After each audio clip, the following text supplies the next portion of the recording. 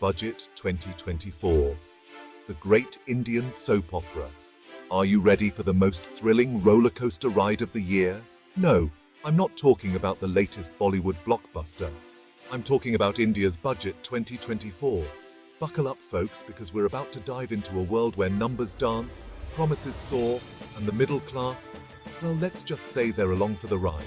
But wait, before we jump in, let me throw some questions at you. Ever wondered why your wallet feels lighter every year, despite all those fancy economic growth numbers? Curious about how the government plans to make India a superpower while you're still struggling to afford that vacation? Want to know if the Acche din are finally here, or if they're stuck in traffic somewhere between policy announcements and implementation? If these questions tickle your curiosity or your funny bone, then stick around. Let's start with the star of our show, the Finance Minister. She walks into Parliament clutching a briefcase that supposedly holds the fate of 1.4 billion Indians. Now, before we get into the real stuff, let's address the elephant in the room, or should I say, the bull and the bear. Yes, folks, I'm talking about the stock market. It's that magical place where your money can multiply faster than rabbits or disappear quicker than your motivation on a Monday morning. This budget has decided to spice things up for our dear investors. Short-term capital gains tax, up from 15% to 20%. Long-term capital gains tax, a jump from 10% to 12%. It's like the government looked at your savings and said, "Hey, that looks too comfortable, and mine.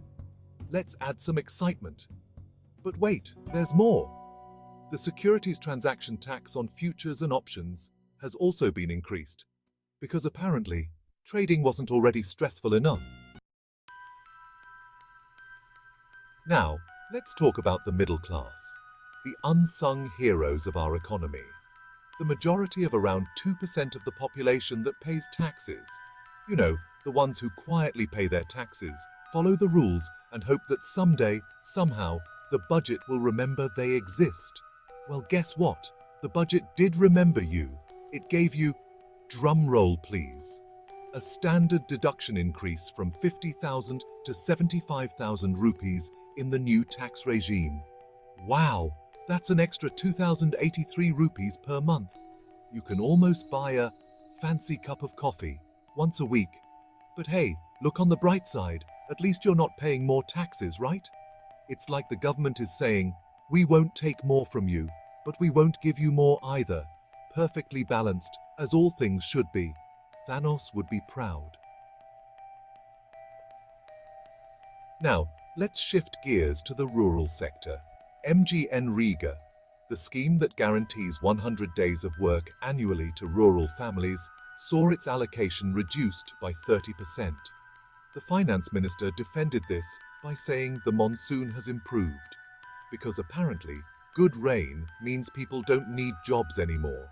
Who knew weather could solve unemployment? But don't worry, rural India, the government has a plan. They want to focus on skilling rural youth, because nothing says rural development like teaching farmers how to code, right? Maybe next year we'll see wheat fields replaced by Silicon Valley-style tech campuses. Speaking of development, let's talk infrastructure. The government has allocated a whopping 1.1 lakh crore rupees for railways. That's great news. Maybe now we can have trains that run on time instead of, running on hope and prayer. But here's the million-dollar question, or should I say, the 1.1 lakh crore rupee question. Will this investment actually benefit the poor and rural population? Or will it just make the journey of the urban elite more comfortable? Only time will tell. But hey, at least now you can post Instagram stories of your delayed train from a slightly nicer station. Now, let's address the elephant in the room, GDP growth. Before COVID-19, our GDP growth was at 6%. Then it fell faster than my enthusiasm for New Year resolutions. But now it's back up to 6.5%. It's like our economy is playing a game of snakes and ladders, and we just rolled a 6. But here's the kicker. If you average out our annual GDP growth since 2014, it's around 5.9%. Not exactly the stuff of economic superpowers, is it? It's like bragging about your marathon time, but conveniently forgetting to mention that you took a bus for half the route. The government's proudest achievement? Reducing national debt by 5.9%. That's great. But as the saying goes, you can't eat debt reduction. Try paying your bills with a lower debt to GDP ratio and see how far that gets you. Now, let's talk about the real issue: consumption, or rather, the lack of it. People aren't spending money because, surprise, surprise, they don't have money to spend. It's like expecting someone to go on a shopping spree right after you've picked their pocket. The government's solution? Well, it's, let me check my notes. Oh, right, there isn't one. At least not a clear one. It's like they're hoping the problem will solve itself. Maybe they're counting on all of us suddenly winning the lottery.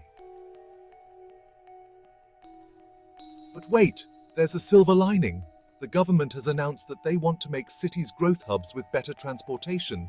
They also mentioned improving water supply, sewage treatment, and waste management in 100 major cities. Sounds great, doesn't it? It's almost as if we haven't heard these promises before. Oh wait, we have. Every single year. Let's not forget the cherry on top of this budget sundae.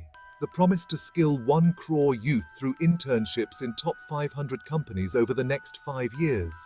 Because nothing solves unemployment like unpaid internships, right? Who needs a salary when you can have exposure? Now, I know what you're thinking. But what about the rich? Surely they're suffering too. Well, fear not. The government has reduced the tax for foreign companies from 40% to 35%. Because if there's one group that needed a tax break, it's multi-billion-dollar international corporations. In conclusion, this budget is like a Bollywood movie. Lots of drama, a few dance numbers with the numbers, a villain, inflation, a damsel in distress, the economy, and a hero. Let's leave that to your imagination. Will there be a happy ending? Well, that depends on whether you believe in fairy tales. So, what's the takeaway from all this? Simple. The poor get something, the rich get a lot, and the middle class, well, they get to watch the show. It's like being invited to a chap and bog, only to find out you're on a strict diet. But hey, look on the bright side. At least we get to complain about it on social media. And isn't that what being Indian is all about? So, dear viewers, what do you think? Is this budget a blockbuster hit or a box office flop? Will it lead us to Acche Din or just another year of Adjust Kar Lenge? Leave your thoughts in the comments below. And remember, no matter how confusing this budget seems, it's still simpler than understanding why your crush left you on red. And cut. That's a wrap, folks. Now, if you'll excuse me, I need to go check if I can afford that cup of coffee with my increased standard deduction. Wish me luck. And don't forget to like and subscribe if you laughed, learned, or even just raised an eyebrow during today's video.